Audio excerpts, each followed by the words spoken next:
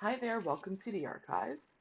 It is January the 6th. I thought I would record one more video on, I'm going to switch over to Game Changers. Again, stories of hijabi athletes from around the world. It is written by Charlene Smith. There's a foreword by Shireen Ahmed, and it's illustrated by Natalia Tariq. So the first athlete that the book gets into is Doaa Elghobashy. Doaa Elghobashy. So this is the artwork for her. So Doaa is an Egyptian volleyball player. She was born in Egypt. She represents Egypt. She lives in Egypt, and her sport is beach volleyball. And so there's an iconic image of her from the 2016 Olympics in Rio de Janeiro, Brazil, where you see her with her German opponent, Kira Walkenhorst, I believe.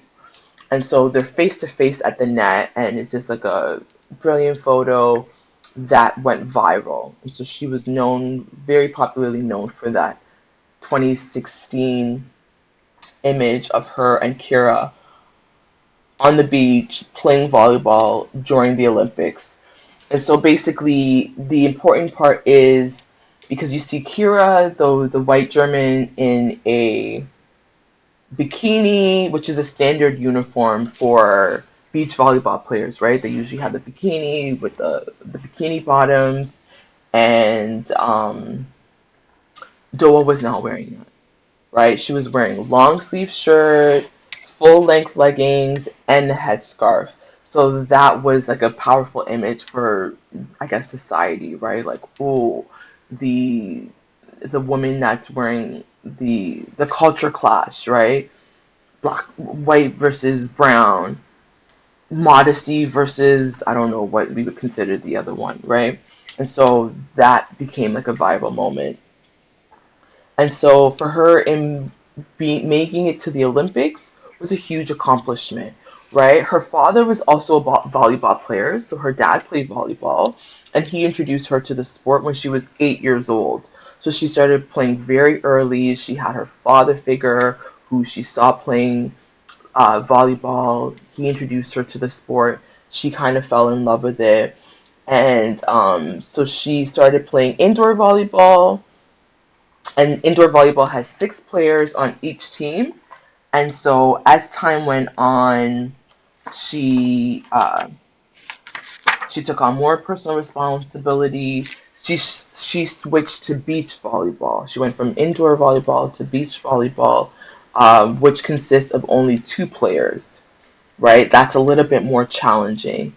And so when she started wearing the hijab at 11. So she started volleyball at 8. At 11, she started wearing the hijab. If you remember, the the hijab here is the covering, right, to cover your hair. Um, let's go to the definitions here. At the back of the book, there's a glossary. So let's see. Oh, there isn't a word for hijab. Oh yeah, hijabi. Oh, it says women who the hijab, the Arabic word for veil, barrier, and it's used to refer to the head covering worn by Muslim women. So she started wearing her hijab at 11, and she knew that the standard uniform was a bikini, which was not one that she wanted to wear, and so she helped switch that around, right? She wanted to go to the Olympics. She wanted to go to the Olympics wearing her hijab, and no matter what anybody said. And so until recently, beach volleyball were only allowed to wear long sleeves and long pants during the cold weather matches. So before the 2012 Summer Olympics in London, the International Volleyball Federation changed the rules to allow more modest clothing options. This was a great news for Doha. And so when she and her teammate Nada Miwad competed in the 2016 games, they made history as the first athletes to represent Egypt in the Olympic beach volleyball. And Doaa made the history as the first Olympic beach volleyball player to compete in a hijab. And so after the video went viral, people started to recognize her in the Olympic Village. She got a lot of fans.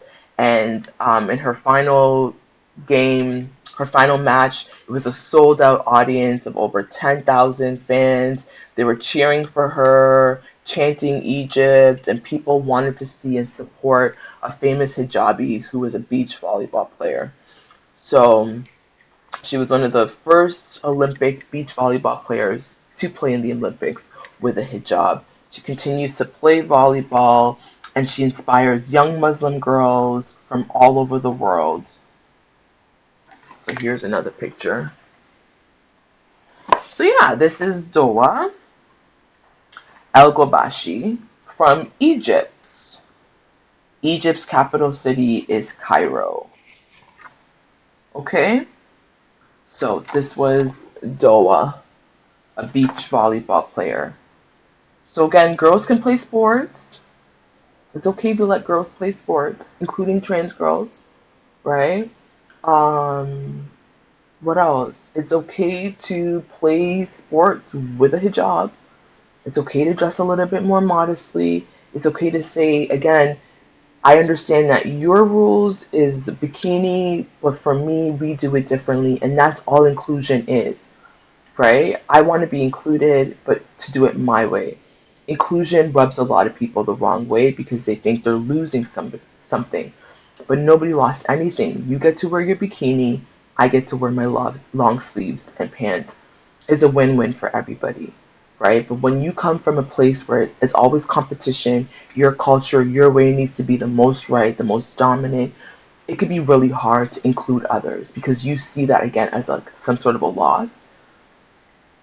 It's just it's a common thing we learned as children. Sharing is caring, right? We don't have to be the only ones to do this thing. We can open it up and allow others to.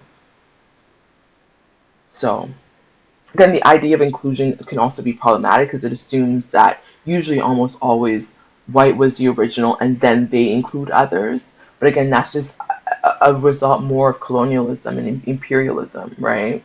Than anything because folks were already living their lives as they were for thousands and thousands of years, right? So, yeah, the agenda here is to let you know that girls can play sports, right? I was one of those girls who wanted to play sports and who did play sports, and that did that get me into trouble? I wouldn't say got me into trouble, but I think it lets people know that you're a particular type of girl, right? Speaking of hijabis, well, she's not hijabi, but Muslim women, I was watching Love is Blind Habibi, and you see that with Karma. Remember Karma? Karma and Timu? Some? Oh, I forgot his name. I forgot his name. But you see that with the dancer, right? She's like, I want to dance. I love art. I love acting. I love theater. And he was like, no, I will not marry the dentist. I don't remember his name. He was like, I will not marry anybody who's a dancer. But again, you knew that when you were dating her. You knew she was a dancer, right? A woman who, in that, especially in this culture, who dances, she's already a particular type of woman. So I don't understand sometimes why traditional men go for non-traditional women. It's like a traditional man wanting a hijabi athlete to be a very particular type of person. If she's already the type of person to go against the grain and play a sport, I mean, you're probably not going to get her to submit in the traditional type of a way that you're looking for. She already is okay with rocking the boat, right? So why would you get with a woman knowing she's a dancer or an athlete, but you're not okay with that? So then you could just change it. I saw online, somebody left a comment because it was this very topic. Somebody posted a video that was like, let the traditional religious boys find traditional religious girls. Just find a religious girl. They're out there. They're waiting for you. But these men don't want them. And that was one of the comment section. They say they don't want them. They find them too boring. Right, they're too boring. We don't want a boring gal. That's not how the song goes, but like basically that's it. They don't want a boring girl. They find them boring. And somebody left a comment that was said it was a cage bird phenomena. I don't know if this is sociological or anthropological, but it was. I'm not sure who the caged bird phenomena comes from, but that was what the comment says. Is like men. It's like the conquest, right? It's too easy to just get with a woman who wants to submit to you because now there's no. They love the resistance. Remember with those type of men, they were talking about the abusive type. They need that resistance. They want you to argue. They always need that resistance. It's like they don't. They say they want peace. They say you want you to be their peace, but they bring chaos. It's too peaceful for them. Now you're boring. It's too boring. It's too boring for them, and so they go for the dancer, the athlete, right? The slay queen, the one that wants to wear revealing things.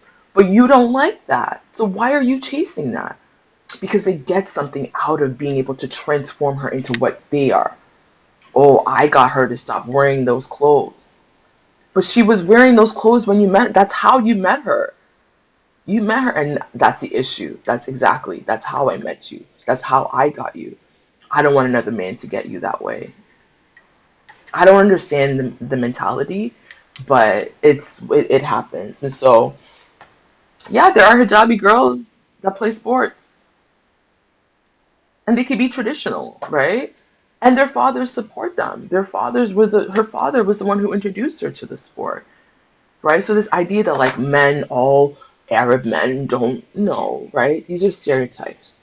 Um, Women playing sports is not a thing that overall many cultures like, right? It's not just a Muslim thing. If you watch, what's the show on the Hearts? The show the with on Netflix with I don't remember her name, something Hart, the Jewish woman in fashion, and I don't remember her name.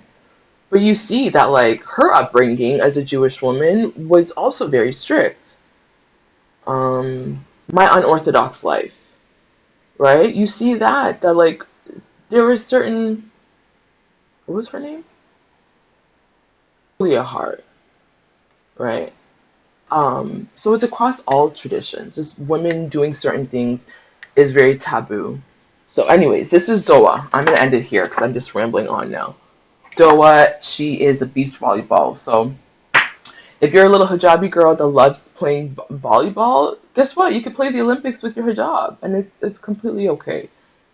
People fought to allow you that, right? So, let's thank those who came before us, who paved the way that allowed us to be able to have access to do more things, right? Whether you call them feminists or not, at the end of the day, these are women who opened doors for other women to be able to do things that people said women couldn't do.